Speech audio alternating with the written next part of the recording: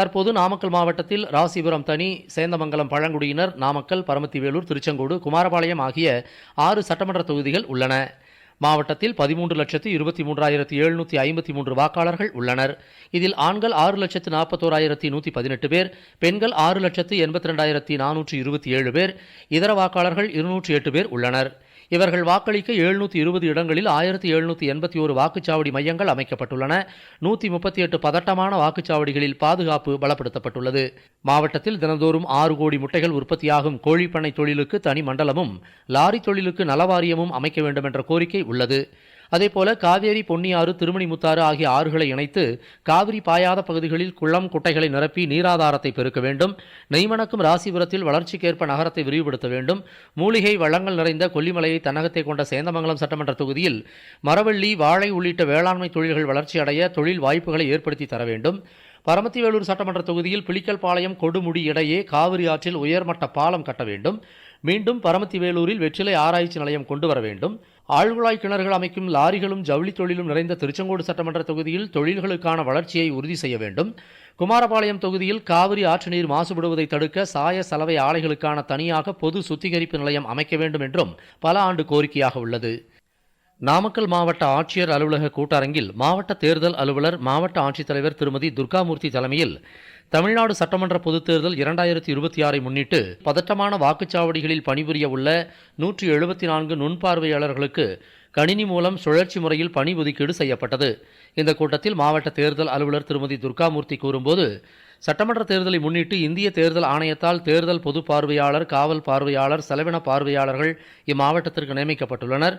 மாவட்டத்தில் மொத்தம் 138 வாக்குச்சாவடிகள் பதற்றமானவை என கண்டறியப்பட்டுள்ளது. எனவே அந்த வாக்குச்சாவடிகளை கண்காணிக்க வங்கி மற்றும் மத்திய அரசு பணியாளர்கள் நுண்பார்வையாளர்களாக நியமிக்கப்பட்டுள்ளனர். இவர்கள் மாவட்டத்தில் உள்ள பதற்றமான வாக்குச்சாவடிகளை கண்காணிக்கும் பணிகளை மேற்கொள்வார்கள் என்றார். சட்டமன்ற பொதுத் தேர்தலை முன்னிட்டு நாமக்கல் மாவட்ட நிர்வாகம் சார்பில் பல்வேறு விழிப்புணர்வு நிகழ்ச்சிகள் நடத்தப்பட்டு வருகின்றன.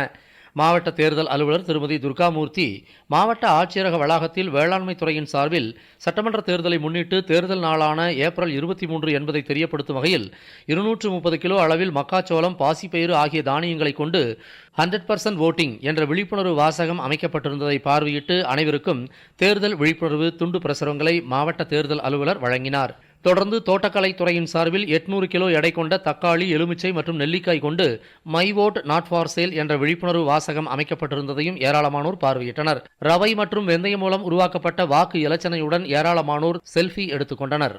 இதேபோல சட்டமன்ற பொதுத் தேர்தல் 2026 முன்னிட்டு 18 வயது பூர்த்தியான வாக்காளர்கள் அனைவரும் 100% வாக்களிக்க வேண்டும் என்பதை வலியுறுத்தும் வகையில் பல்வேறு விழிப்புணர்வு நிகழ்ச்சிகள் நடத்தப்பட்டன. திருச்செங்கோடு நகராட்சி அலுவலக வளாகத்தில் வைக்கப்பட்டிருந்த கையெழுத்து பதாகையில் அனைவரும் கையெழுத்திட்டு 100% வாக்களிப்போம் என உறுதிமொழி ஏற்றுக்கொண்டனர். நாமக்கல் மாவட்டம் ராசிபுரம் வட்டம் குருசாமிபாளையத்தில் அமைந்துள்ள அருள்மிகு சிவசுப்பிரமணியர் திருக்கோவிலில் பங்குனி உத்தர தேர் திருவிழாவை முன்னிட்டு தேர் திருவிழா நிறைவாக இந்து முஸ்லிம் சமுதாய மக்கள் ஒன்று கூடி சந்தனம் பூசும் மத நல்லிணக்க விழா நடைபெற்றது.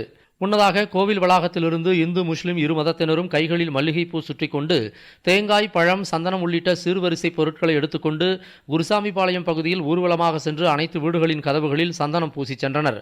பின்னர் மத நல்லிணக்க விழாவின் நிறைவாக பாவடி மைதானத்தில் உள்ள கொடிமரத்தில் வெள்ளை கொடி ஏற்றி இரு தரப்பினரும் ஒருவருக்கொருவர் மல்லிகை பூ, சந்தனம் பூசிக்கொண்டு தேங்காய், பழம், நாட்டு சர்க்கரை, பொட்டுக்கடலை உள்ளிட்டவைகளை பிரசாதமாக வழங்கினர். இப்பகுதியில் சுற்றுவட்டார கிராமங்களில் கொள்ளை சம்பவம், நோய்கள் ஆகியவற்றை தடுக்கும் வகையில் இரு மதத்தினரும் இணைந்து சந்தனம் பூசும் விழா கடந்த 153 ஆண்டுகளாக நடத்தி வருவது குறிப்பிடத்தக்கது. தமிழ்நாடு சட்டமன்ற பொதுத் தேர்தல் 2026 18 வயது நிரம்பிய அனைவரும் வாக்களிக்க வேண்டும். 100% வாக்குப்பதிவை உறுதி செய்யும் வகையில் வேளாண் பொறியியல் துறை மற்றும் கூட்டுறவுத்துறையின் சார்பில் விழிப்புணர்வு டிராக்டர் பேரணி நடைபெற்றது. 43 டிராக்டர்கள் பங்கேற்ற விழிப்புணர்வு பேரணியில் முதல் டிராக்டரில் மாவட்ட தேர்தல் அலுவலர் திருமதி துர்காமூர்த்தி கலந்து கொண்டு 6 கிலோமீட்டர் பயணம் செய்து விழிப்புணர்வு ஏற்படுத்தினார்.